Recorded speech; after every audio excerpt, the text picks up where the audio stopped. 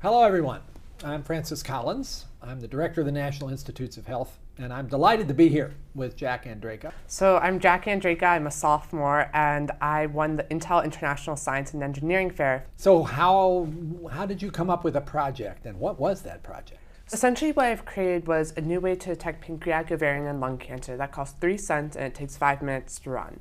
And it's 100% accurate so far in clinical studies. And then also it can detect the cancer in the earliest stages when someone has close to 100% chance of survival. Clearly you had to do a lot of searching then through science, what people had worked on, what experiments they'd done, what publications were there.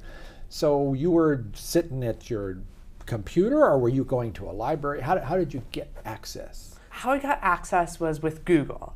Essentially, I would just Google like some keywords, then go to a publication, and then sometimes it wasn't really about the content of the publication, it's more about the references in it. Yeah. And then I would look at all of those and look through those. But that was actually really hard because I hit a lot of paywalls. Like you have to pay $40 per article, and unfortunately I couldn't like shell out a lot of that. So instead I would have to like kind of cheat and copy the article title back into Google and then look for PDF versions. And a lot of the times I actually found them on the NIH PubMed site.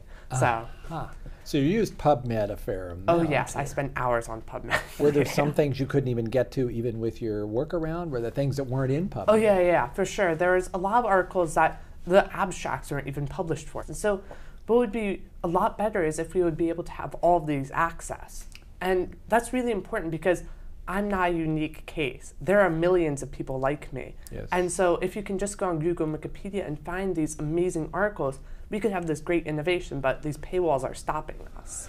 I agree with you. So NIH has tried to sort of take a lead in this situation. And now I gather PubMed gets about 830,000 people hitting on it every day. Wow. And downloading from PubMed about 1.6 million articles, not just the abstract, but the whole article. Wow. Telling you how much interest there is out there to use this information. At the moment, we have a deal that anybody who's funded by NIH who publishes a paper, that paper has to be available in 12 months so that anybody can see it. I think the goal we all want to see is that this is really purely open access.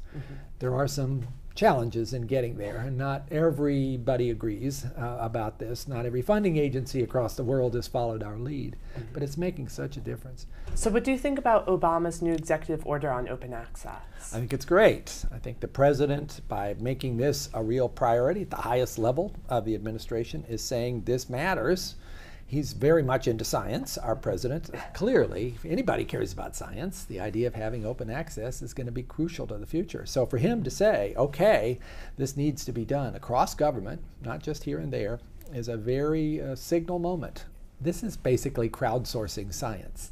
And that's a really powerful concept. The idea that we can make progress in sort of a closed shop. Yeah, we make progress that way, but to open that up to the vastness of human creativity and inspiration by open access, that's how we're going to really turbocharge this effort to come up with answers. So open access is kind of like opening the playing field from only like maybe a few 100,000 people to millions and millions of people almost to do the research. Essentially, maybe even billions, maybe the whole world.